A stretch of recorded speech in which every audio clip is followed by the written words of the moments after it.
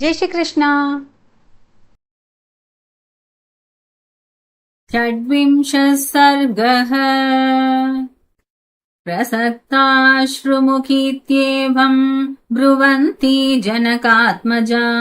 अधोमुखमुखी बाला विलप्तुम् उपचक्रमे उन्मत्तेव प्रमत्तेव भ्रान्तचित्तेव शोचति उपावृत्ता किशोरीव विवेष्टन्ती महीतले राघवस्य प्रमत्तस्य रक्षसा कामरूपिणा रावणेन प्रमत्याहम् आनीता क्रोशती बलात् राक्षसी वशमापन्ना भत्स्यमाना सुधारुणम् चिन्तयन्ती सुदुःखार्ता नाहम् जीवितुमुत्सहे न हि मे जीवितैरर्थः नैवार्थैर्न च भूषणैः वसन्त्या राक्षसी मध्ये विना रामम् महारथम् अश्मसारमिदम् नूनम्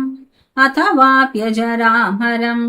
हृदयम् मम येनेदम् न दुःखेनावशीर्यते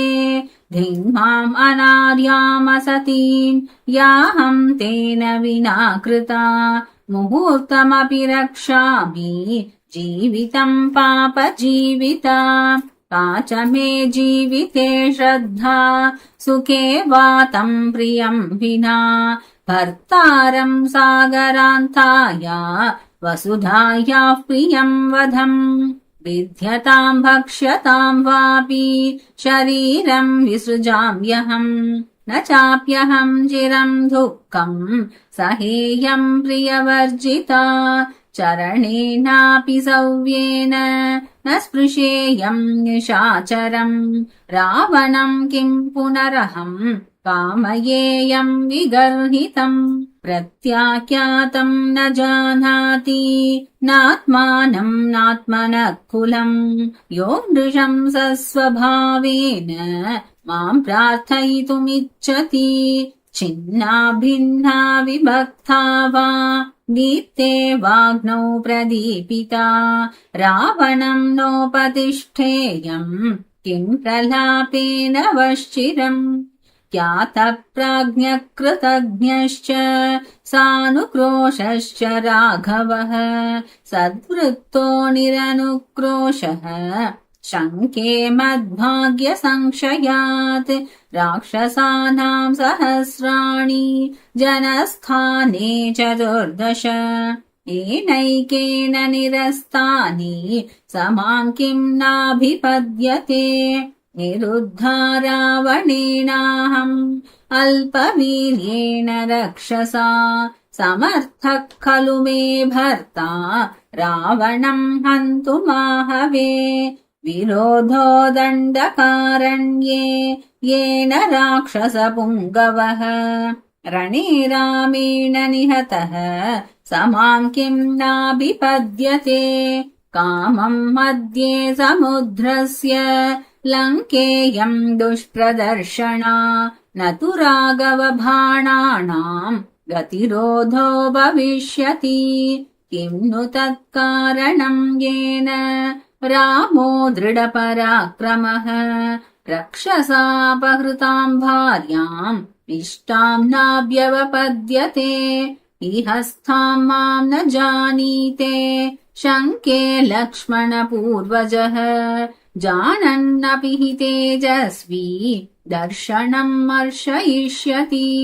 कृतेति योऽभिगत्वा माम् राघवाय निवेदयेत् वृत्रराजोऽपि सरणे रावणेन निपातितः कृतम् कर्म महत्तेन माम् तथाभ्यवपद्यता तिष्ठता रावणद्वन्द्वे वृद्धेनापि जटायुषा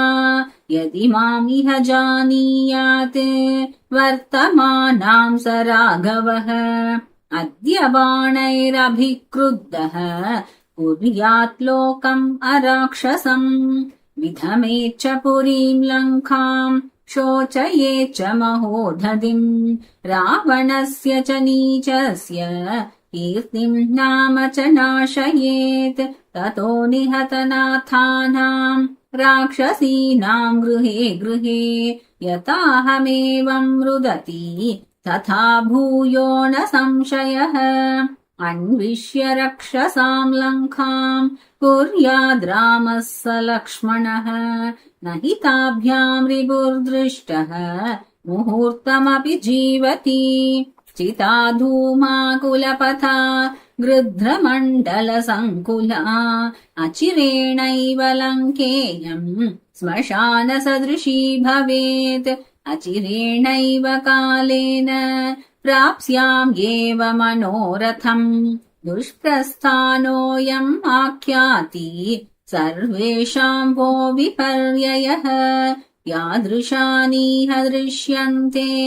लङ्कायामशुभानि वै अचिरेणैव कालेन भविष्यति हतप्रभा नूनम् लङ्काम् हते पापे रावणे राक्षसाधमे सोऽशं यास्यति धुर्धर्षा प्रमदा विदभा यथा पुण्योत्सवसमुत्था च नष्टभर्त्री स राक्षसी भविष्यति पुरी लङ्का नष्टभर्त्री यथाङ्गना नूनम् राक्षसकन्यानाम् रुदन्तीनाम् गृहे गृहे श्रोष्यामि न चिरादेव दुःखार्तानाम् इह ध्वनिम् सान्धकाराः तद्योता अत राक्षसपुङ्गवा भविष्यति पुरी लङ्का निर्दग्धा रामसायकैः यदि नामः स शूरो माम् रामो रक्तान्तलोचनः जानीयात् वर्तमानाम् हि रावणस्य निवेशने अनेन तु नृशंसेन रावणेन अधमेन मे समयो यस्तु निर्दिष्टः तस्य कालोऽयमागतः अकार्यम् येन जानन्ति नैरृताः प्रापकारिणः अधर्मात् तु महोत्पातः भविष्यति हि साम्प्रतम् नैते धर्मम् विजानन्ति राक्षसाः पिशिताशनाः ध्रुवम् माम् प्रातराशार्थे राक्षसः कल्पयिष्यति साहम् कथम् करिष्यामि तम् विना प्रियदर्शनम् रामम् रक्तान्तनयनम् अपश्यन्ती सुदुःखिता यदि कश्चित् प्रधाता मे विषस्याद्य भवेतिह क्षिप्रम् वैवस्वतम् देवम् पश्येयम् पतिना विना नाजानाज्जीवतीम् रामः तमाम् भरतपूर्वजः जानन्तौ तौ न कुर्याताम् नोर्व्याहि मम मार्गणम् नूनम् ममैव शोकेन स वीरो लक्ष्मणाग्रजः देवलोकमितो यातः त्यक्त्वा देहम् महीतले धन्या देवास गन्धर्वाः सिद्धाश्च परमर्षयः मम पश्यन्ति येनाथम् रामम् राजीवलोचनम् अथवा न हि तस्यार्थः धर्मकामस्य धीमतः मया रामस्य राजर्षेः भार्यया परमात्मनः दृश्यमाने भवेत् प्रीतिः सौहृदम् नास्त्यवश्यतः नाशयन्ति कृतघ्नास्तु न रामो नाशयिष्यति किम् नु मे न गुणाः केचित् किम् वा भाग्यक्षयो मम याहम् सीधामि रामेण हीनामुख्येन भामिनी